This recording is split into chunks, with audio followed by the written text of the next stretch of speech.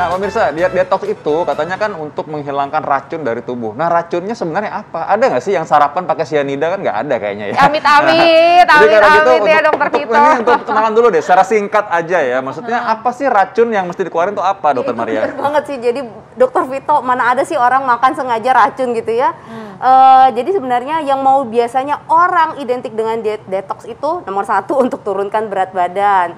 Yang kedua untuk katanya membuang racun-racun dari badan yang ya itu tadi dokter Vito ngomongnya racun apa kita juga nggak tahu karena secara alami badan kita dari kulit aja sebenarnya sudah ada proses detox. Liver kita atau hati kita sudah ada proses detox. Kemudian belum lagi ginjal gitu ya, secara organ badan manusia yang penting sehat sebenarnya proses detoksifikasi secara alami itu terjadi. Tapi trennya muncullah berkembang diet-diet detox ini yang katanya untuk menurunkan berat badan. Nomor 1 itu paling disukai cewek-cewek ya. Betul. Kemudian lagi toksin yang nggak jelas datangnya dari mana, ya mungkin saja ada dari makanan-makanan yang kurang bersih yang kita nggak tahu kapan kita konsumsi. Mungkin itu yang dimaksud. Tetapi sebenarnya secara penelitian dok, belum ada bukti yang kuat bahwa diet detox yang beredar sekarang ini itu mampu menyelesaikan kemudian menurunkan meningkatkan proses ini antioksidan di dalam liver, kemudian juga belum terbukti bahwa kemudian ada racun-racun yang keluar, itu ternyata secara penelitian belum kuat ke arah sana. Oh gitu. Tapi pastinya ada dong ya yang bermanfaat buat tubuh, nanti kita akan bahas ya. Itu fakta mitos dulu dokter Arlin, silakan. Iya, karena banyak sekali nih fakta mitos yang beredar di masyarakat nih dokter. Yang pertama, hindarilah makanan berlemak saat kita melakukan diet detox. Ini fakta atau mitos dokter? Ini sebenarnya mitos. Oh, jadi mitos. gini, kalau secara tren memang rata-rata pelaku diet detox ini itu berusaha mengurangi sekali konsumsi lemak. Lemak itu biasanya diidentikan datang dari dari minyak gitu ya, minyak yang gorengan, gitu ya. kemudian makanan yang diolah menggunakan minyak. Akan tetapi kan diet detox banyak banget nih dokter Arlin. Ada yang hanya pakai buah, ada yang kemudian dicampur sedikit dengan kacang-kacangan gitu ya. Ada kemudian lagi yang benar-benar hanya herbal-herbal yang kita tidak tahu ternyata di dalamnya tetap ada kandungan lemaknya.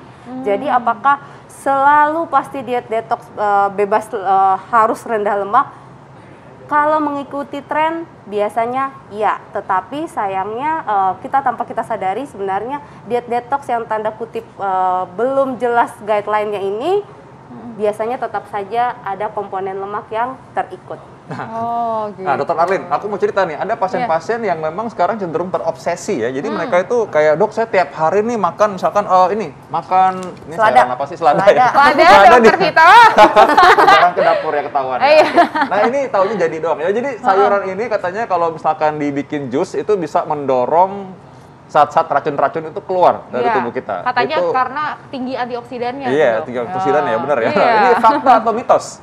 Ya, ini fakta kalau kaitannya tinggi antioksidan, tetapi tidak hanya sayur ini yang berkilo-kilo dikonsumsi kemudian masalah selesai, semua permasalahan kesehatan selesai berkat mengonsumsi selada berkilo-kilo gitu ya dalam waktu sekian hari.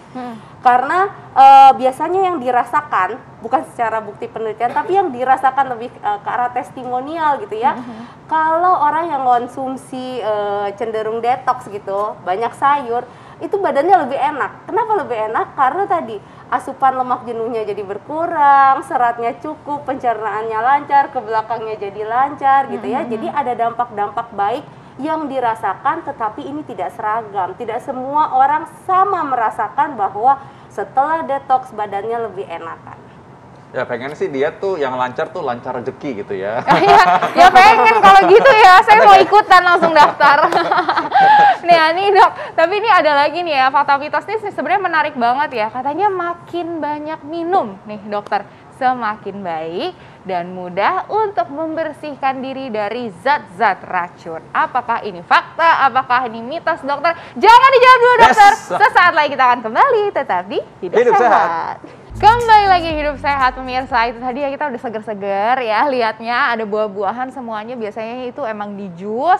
katanya sih buat ikutin tren yang namanya diet detox. Nah, ini mengenai diet detox, ada juga nih fakta mitos yang belum dijawab sama Dokter Maria tadi. Kalau misalnya kita makin banyak minum air putih, itu ternyata semakin baik dan mudah juga untuk tubuh mengeluarkan racun-racun. Nah, itu fakta atau mitos, dokter? Itu mitos. Iya, jadi gini, dalam arti konsumsi air yang terlalu berlebihan tidak sesuai dengan kebutuhan tubuh, berarti kan ini air akan dibuang. Tapi memang kalau kekurangan air juga, terus haus pastinya haus benar ya. Kemudian mulai pusing lah, mulai nggak enak di seluruh badan. Dehidrasi Kemudian ya. Biasanya sih ada organ-organ yang kita agak-agak khawatir nih kalau kelebihan cairan berlebihan banget berhari-hari. Salah satunya ginjal dan salah duanya. Yang kedua biasanya jantung dan paru gitu ya Dokter Vito ya. Ini jagonya juga nih. Dia mungkin kadang-kadang bagi pasien dipikir nih ganti oli kali mesin ya. Jadi kalau minum air terus keluar larut semuanya gitu. Padahal tidak begitu ya. Jadi sebenarnya yang lebih oke adalah minum airnya yang cukup sesuai dengan kebutuhan tubuh. Jadi bukan hanya air semata-mata ini. Biasanya kan orang taunya detox dengan air, minum air gelonggongan gitu ya. Terus air ini bisa juga kita peroleh dari jus buah gitu ya, dari buah yang berair, tidak perlu di blender, tidak perlu di jus juga kadang-kadang. Harusnya ini juga asupan air kita jadi cukup. Ya, itu mungkin masyarakat juga perlu tahu nih dok, sebenarnya maksimal berapa sih atau ada minimalnya kah gitu ya untuk kita mengkonsumsi cairan? Air ya. Jadi bukan cuma air ya.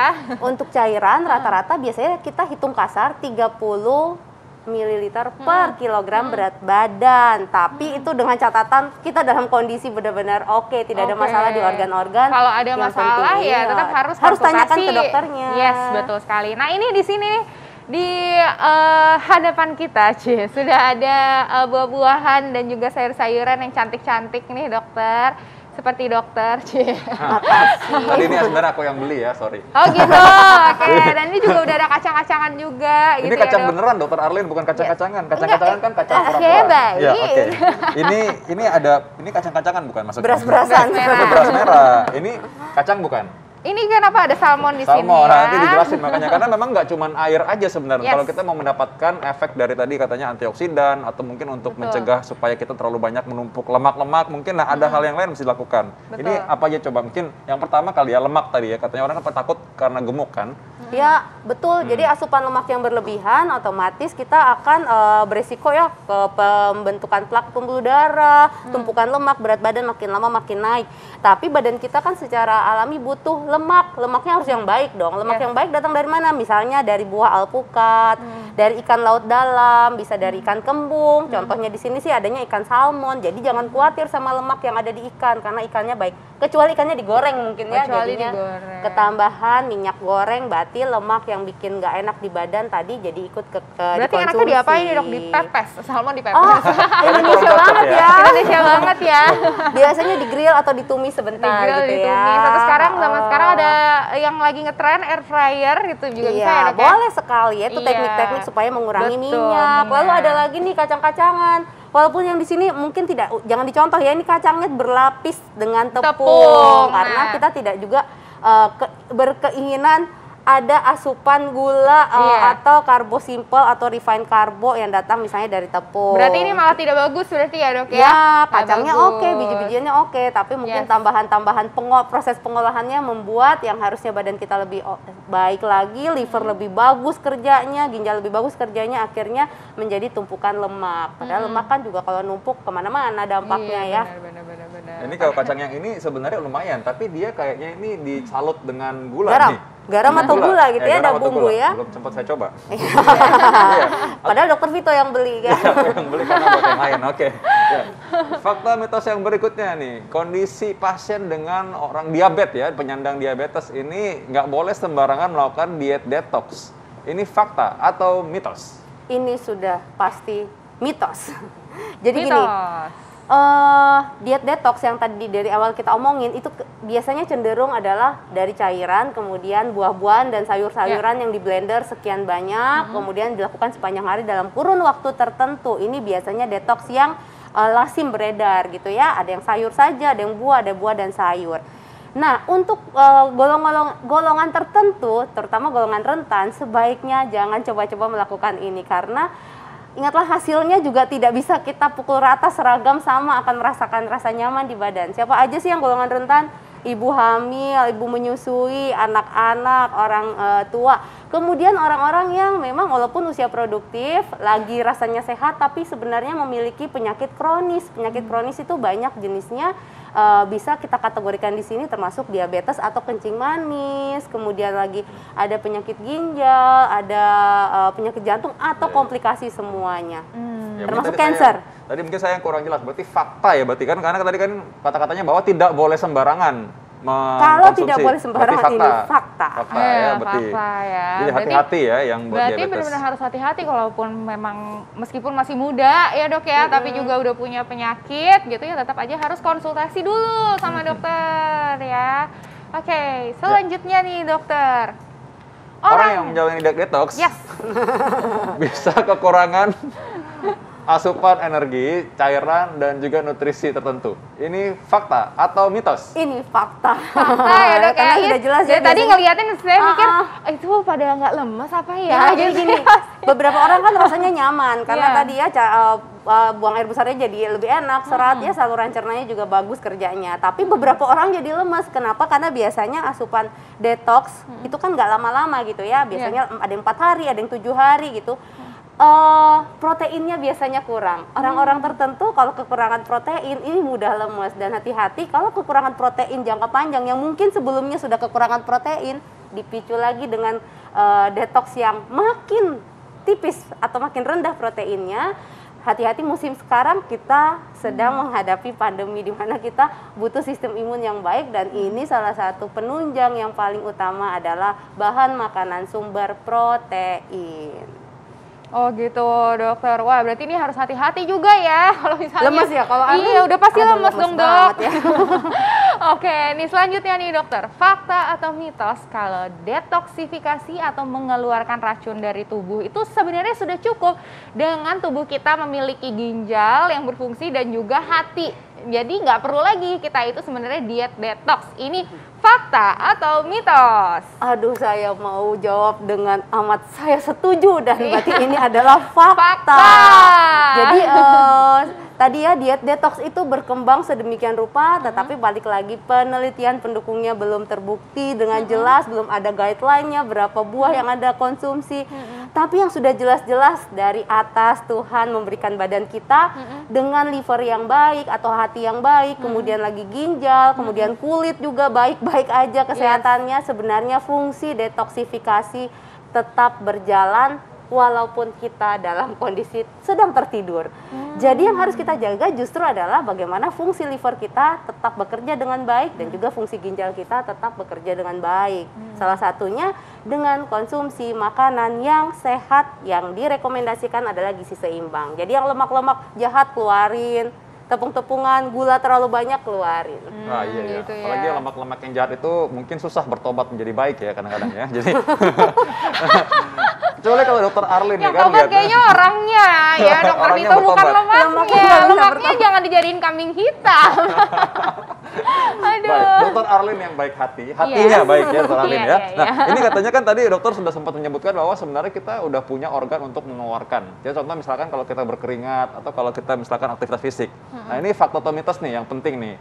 Aktivitas fisik dapat meningkatkan sirkulasi sekaligus menghilangkan racun dalam tubuh kita. Ini fakta atau mitos? Ini fakta. Fakta.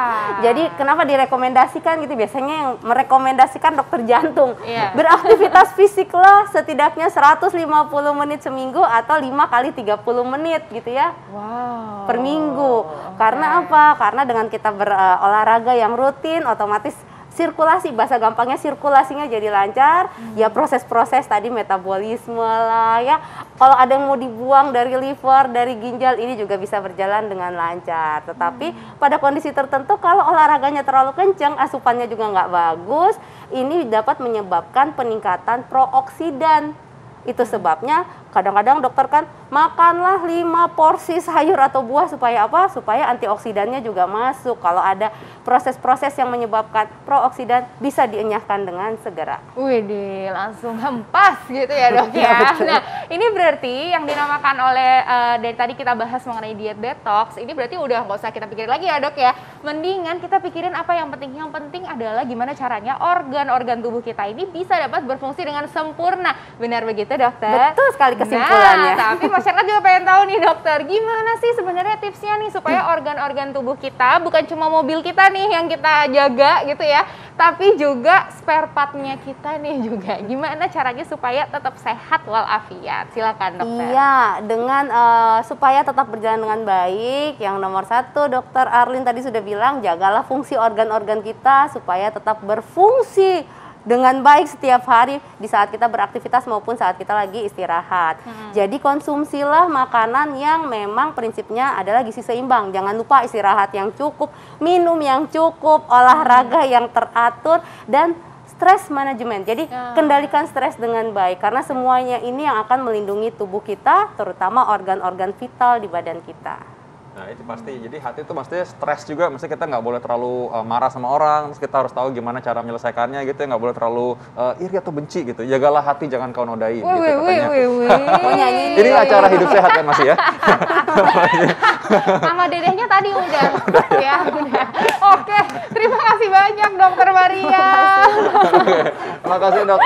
Berikutnya kita akan bahas nih, ini hal yang penting juga. Kadang-kadang rasa nggak sih kalau bangun gitu, kadang-kadang ada orang yang matanya buram atau buram atau sepet, nggak bisa dibedain. Tapi kalau buram apakah itu penyakit, gangguan kesehatan? Kita akan bahas setelah ini, tetap di Hidup Sehat.